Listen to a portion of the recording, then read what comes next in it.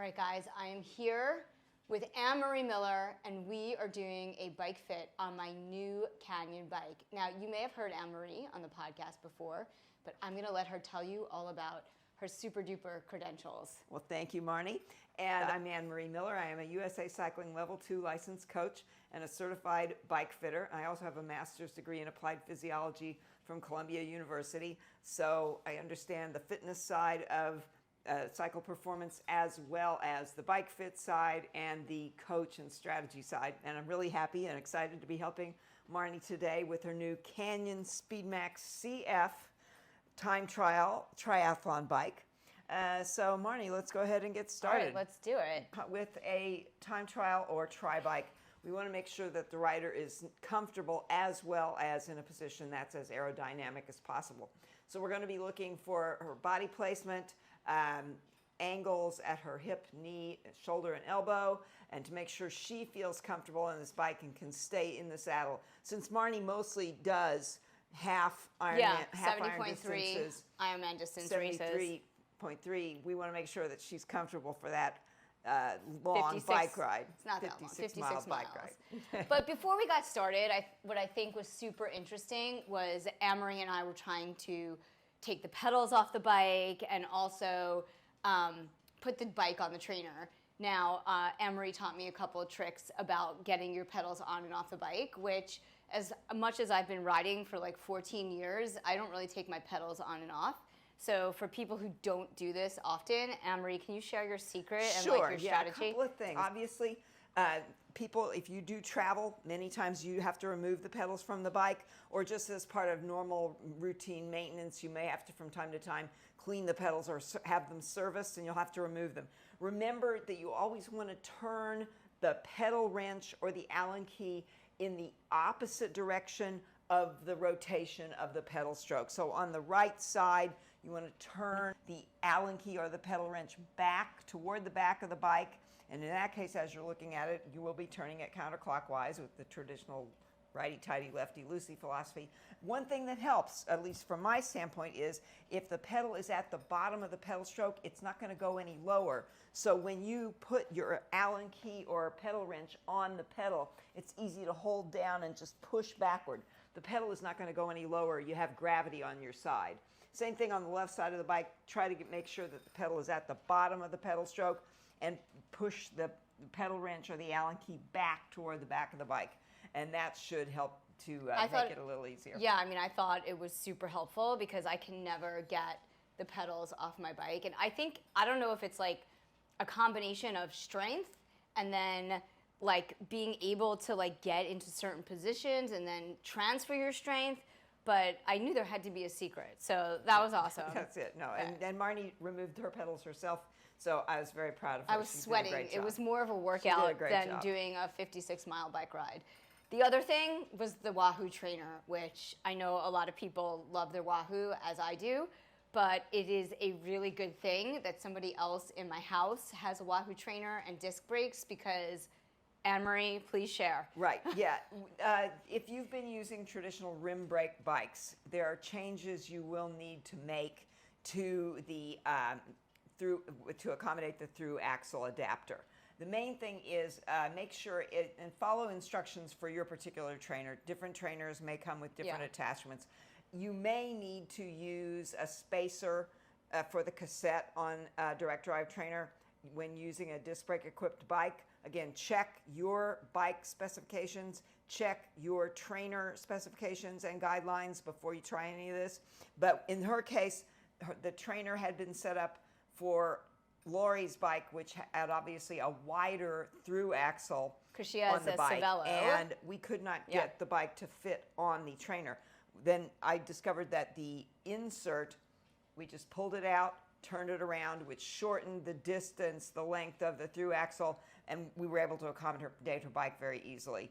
Most of the trainers now do come with plenty of attachments to be able to go from rim brake bikes to through axle disc brake equipped bikes. It's just really helpful to make sure, don't freak out. Make sure you have the right tools and the right accessories for your particular bike. And remember, these disc brake equipped wheels, unfortunately, there is no industry standard right now. So you can have 3 disc brake equipped bikes and all of them will require different settings. That's because of the length of the through axle itself, the diameter of the through axle itself, and also the thread pitch, or the distance between the individual thread screws on the wheels. So just make sure you know what kind of through axle your wheels use, and then you're good to go. Awesome. Okay. All right. Great. So what we want to look for is to make sure that the rider's saddle height is optimal for them so that they can extend their leg fully without being up too high, or having the saddle too low, which obviously puts more pressure on the knees and the hips and the joints. We also want to make sure that the saddle's in the correct position fore and aft for the tri-riding position. And this is a little different. We look at that a little differently than we would if she were riding a road bike. Go ahead, Marni, put your hands up here on the brake hoods for just a second and imagine you are riding a road bike. Okay. When you're in the road position, the whole upper body is in obviously a more upright position, and we want the knees to be in a slightly different position with respect to the rider's ball of the foot than you might have in road cycling. We have a different position than we do in tri or time trial position cycling.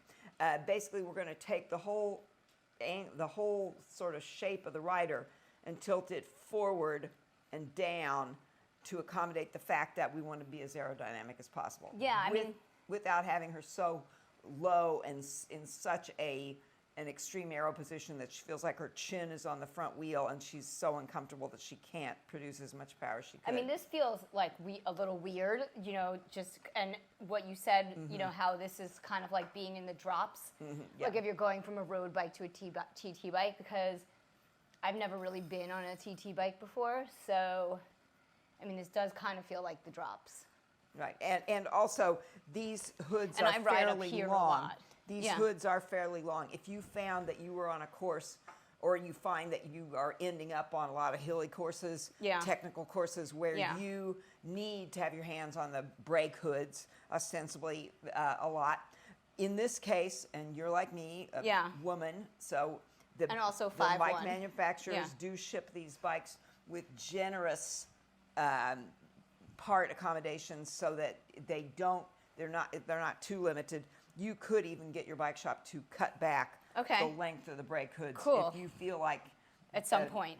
Yeah, the brake hood extension here itself is pretty long, and also the length of the brake lever or the base bar is so they actually could pull pretty this long. back and yes, cut they this would down. just cut it off and move everything back. Because I definitely I tend to. I'll probably ride up here. I mean, I know that's not good. But it would be like, we'll try to get you comfortable. So I would no. I mean, I think let's do it. But if you find that reaching out to the end of these levers is too far, go ahead and start pedaling. When you're in a situation where, let's say, she's descending at high speeds or cornering or doing some technical type turns and needs to be out on the brake hoods, if it does look like you might be reaching a little bit, just move your hands back just a touch. Yeah, I think this is like a better. Yeah. And then just soften your elbows and flex from your hip and knee. Yeah, because we want to see that your elbow is basically slightly in front of your shoulder, as if you were on a road bike. You don't want to feel like you're reaching out in a Superman position. Put your hands all the way out at the ends of the hoods. Yeah. Now, do you feel like you're too much? Yeah. So you can see she's reaching in almost a Superman position here. So for you, you may, if you're not spending much time on these brake hoods, you may find at some point that you want to just cut a little bit from the reach on the base bar and move the hoods back. But of course, we can't do that in the bike today. We don't have those tools We don't here. have a power saw, an aluminum saw here. All right.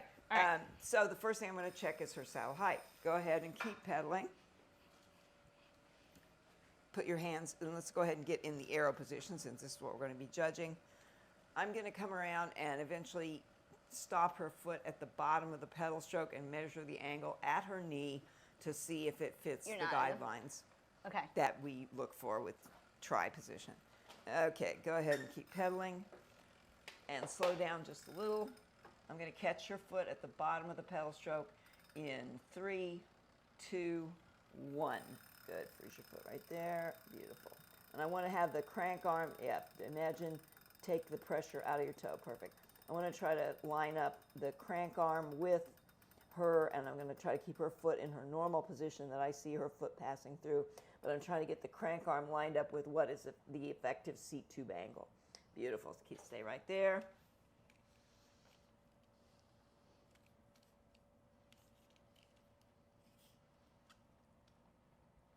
I'm going to line up the goniometer with the center of her knee joint, her ankle, and her hip bone.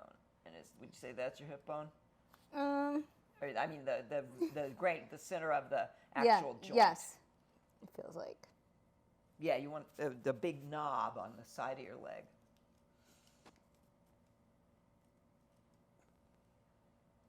You'll go to people's houses around the city if they have a trainer. Yes. Or I have worked in bike shops before as well. Okay, let's see here. Yeah, it looks to me you're a touch high for what we have. So hop off the bike for 1 second and let's. Yeah.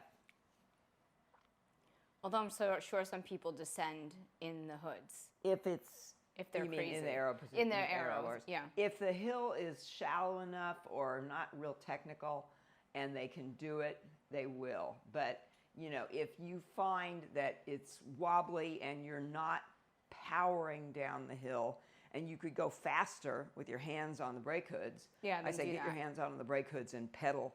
If you're wobbly and I'm going 30 miles an hour, but if I have my hands out on the hoods and I could really put some power in the pedals, and I could go 36 miles an hour. Yeah. I've been in a couple of time trials like that where it's been nuts trial on Antelope Island at Masters Nationals, which is in the middle of Great Salt Lake. And that thing was like so long descent. And so you were able to... Oh, man, I was going like over 40 miles an hour for sure on the descent. I just rode it last weekend at the Kingwood time trial. And do you notice any difference? Yeah. Tell me, be honest. Tell me I feel like it might... I don't know if this is how I'm supposed to feel. It's just like I feel a little more crunched up. Mm-hmm. Am I supposed to feel crunched up? I'm going to measure and we'll see. And slow down. Keep pedaling. I'm going to catch your foot at the bottom of the pedal stroke. Keep going in 3, 2, 1. Perfect. Right there. Don't let your foot move forward or back. That's great.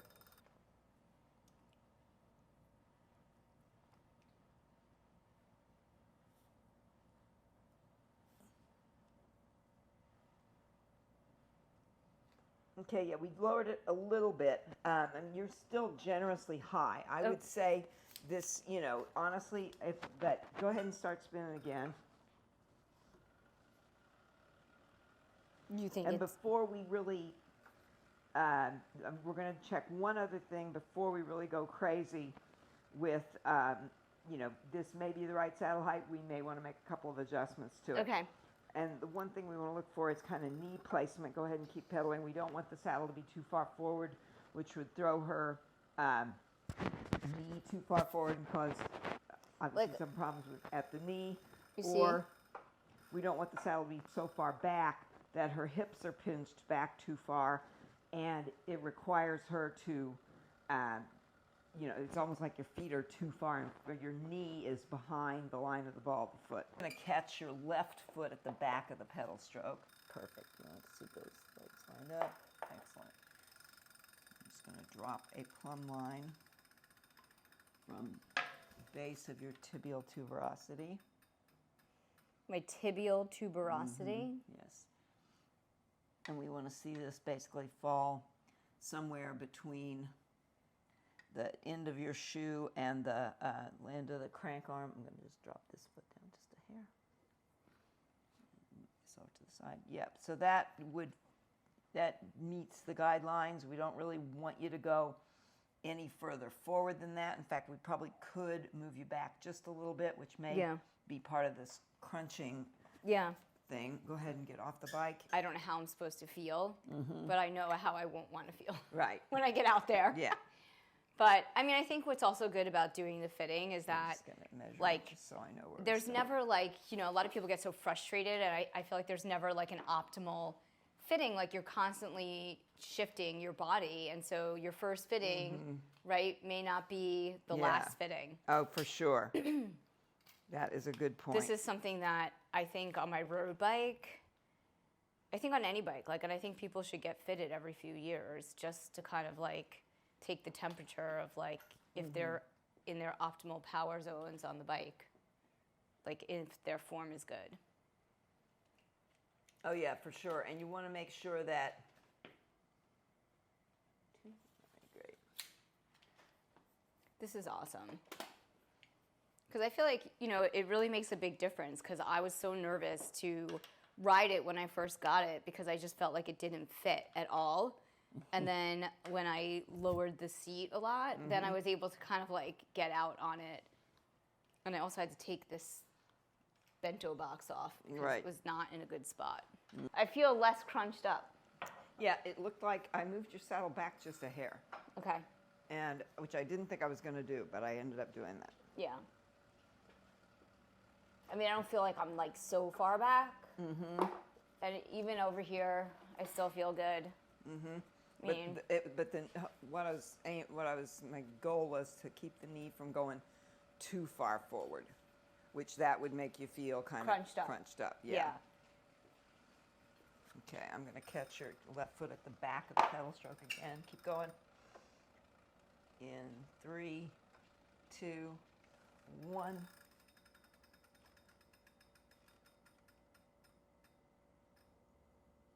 Yeah, that looks like that's a little better. Yeah. Looks like it's definitely to the inside. Yeah, yeah, because before this was definitely hanging off the front of the toe, and we don't need it that far back. Now let me just do the saddle height one more time. Catch your foot at the bottom of the pedal stroke. In 3, 2, 1. Good. Freeze your foot right there. Don't change anything. Yeah, don't let the foot go forward. Hold it right there. Excellent, excellent. Oh, this looks better. In fact, now. how many cats do you have? We have one. One. And he is a character. We got him in 2021, kind of during the pandemic. I had been going out to this horse barn for years where my sister kept her show horse, and her trainer worked out of this barn. And I've noticed they always had a bunch of cute little bobtail kittens. But I never saw that many adult bobtail cats. And I got to thinking, what's happening to these? And I thought, well, maybe the owner is, giving them away or selling them, or God forbid, they're outdoor cats. Who knows what fate befalls them. And so my sister told me in the spring of 2021, around May 1st of 2021, the bobtail cat had kittens. And I said, well, ask Mary Ann if she would sell us one. And the woman who owned the cat in the barn said, oh, no, just take one. Oh. So we came out around 4th of July, and we thought, well, they had 3 kittens. And we thought, we'll check them out and see, because we kind of had one picked out from the pictures my sister had sent. And we went to the horse barn one day. It was like 11 a.m., though. It was 98 degrees, glaring sun, like July 5th or something. And we didn't see the kittens. And I thought, well, what happened to them? And, we didn't really ask because, I felt like maybe she gave them away already. Maybe they're not here anymore. Mother cats take their kittens and do all kinds of strange things with them. And so I didn't even bother to ask. And then we were getting ready to leave a few days later. It was like July 9th. Yeah. And my sister goes, oh, the bobtail cat and the kittens were out today at the barn. And she goes, do you want me to ask Mary Ann, if you can still have one? And it was literally the night before we were leaving. And Tim looked at me and said, do you want to do this? And, he thought I would say, oh, well, let's think about it. And I said, yes. I don't know what possessed me. And and at that point, it's like 5 o'clock in the evening, and there's a huge thunderstorm going on. And she said, try to get here, as soon as you can, because my grandson will be home soon, and I don't want him to, be upset if I'm giving away a kitten. So we jumped in the car, grabbed a cat carrier, took off for the barn, and we arrived there, and it had stopped raining there, and the woman who owned the barn was lunging one of the horses out in the paddock and pointed to the barn. So my sister runs in the barn and comes back, and she looked like she'd pulled off a bank heist. She comes out of the barn running, carrying this little kitten, and leaps in the car, and we throw him in the cat carrier, and then we took him home. And Oh my God. then the next day, we threw him in the cat carrier and drove back to New York. Now, we did stop and stay in a hotel, so he didn't have to do 11 hours straight in the car. But still a poor little thing. I mean, here he is, some What's baby his name? baby. We named him Reno. Reno. And the reason is we were trying to think of some name that would be kind of meaningful. And, I'm from Jackson County, Indiana, but Jackson, we didn't think, no. And it was like during the Tour de France, and that was the year Julian Alaphilippe was doing real well, and I was like, I cannot name a cat Julian. Okay. I cannot name a cat Mark Cavendish. Right, Although we but meanwhile, consider Mark those Cavendish names- just crushed it. Oh, I know. Yeah, he won that last Giro stage. That was epic. That was like, you just love to see those things happen. Yeah. But but in my area, there's a couple of things Seymour, Indiana is famous for. One is John Cougar Mellencamp. I'm not going to name the cat Cougar. And where my hometown, Seymour, Indiana, is the home of the world's first train robbery, Oh, which wow. was carried out by this band of outlaws called the Reno Brothers. And there's Okay. actually like 3 Reno brothers and a couple other guys that were, in this. And they held up trains all over the Midwest, but the first train robbery was in Seymour. And eventually they kind of returned to that area, and law enforcement caught them and took them down to a jail along the Ohio River in Jefferson County.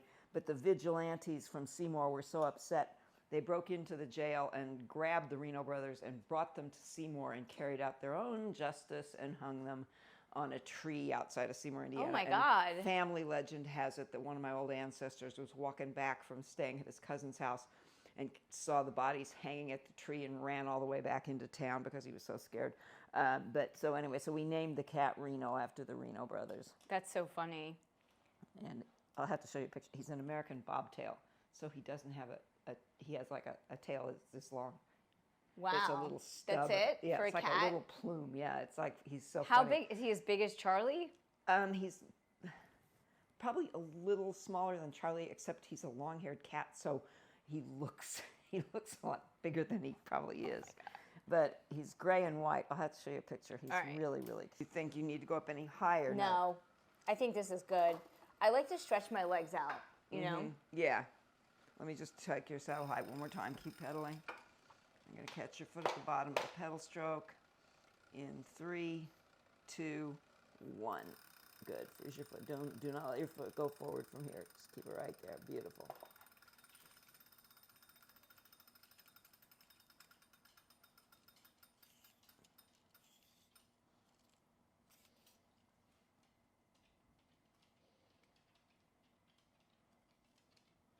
Oh yeah, you're like right in the range. Okay, cool. I mean, I would say you have like an iota that you could go up and an iota that you could go Okay. down if you really needed to. So But, go out, ride, see how it feels. If I feel good, good. If I feel like something, yeah, you're not. I can go in you're either direction.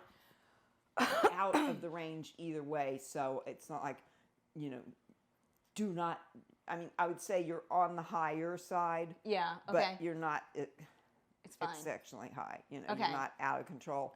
And yes, you could go lower if you wanted to, but I'm like you. I don't like really to have my saddle very low. Go ahead and put your hands back in the arrow position again. And I'm gonna keep spinning, and I'm just gonna. And then catch your foot. so that feels good. But as long as my toes can touch the ground, but I know Yeah. because I'm on the trainer, the bike is higher up. Yeah. Is the bike higher up because I'm on the trainer? Supposedly with these Wahoo kickers, you don't need a front wheel block under them. Yeah. And so theoretically, this is about the same height as if you were riding on the ground. Okay. Really? Yeah. Okay, let me see. And you want to make sure that you have some clearance over the top tube. I mean, I'm sure on the other bike you couldn't even do this. No. Yeah, I do. Ideally, we look for like if you can don't fit feel like- 2 fingers between Yeah. your crotch. I and think the, that I have probably one. Yeah. That's fine. Right. It's not getting any You better. definitely do not need a bike any bigger than this, No. for sure. No. Go ahead, get back on. I'm going to do one more angle here just to see.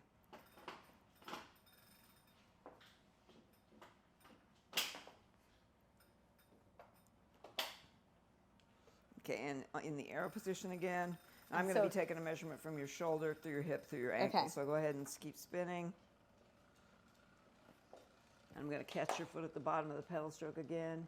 In 3, 2, 1. Good. Freeze your foot right there. Don't let it move forward. Yeah. Our cat is like a dog. Oh, really? Yeah, he really is. So what are you looking for here? I'm looking to make sure that that your hip and back angle are optimal. Okay. That you're not.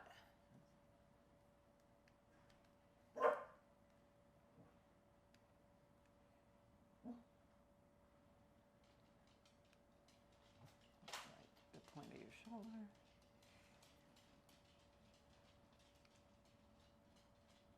Okay, good. Yeah, I mean, you definitely, you are not too scrunched up. You know, your back looks nice and flat. Okay. And go ahead and just keep spinning. Just measure your shoulder angle itself here. You can keep spinning while you're doing this.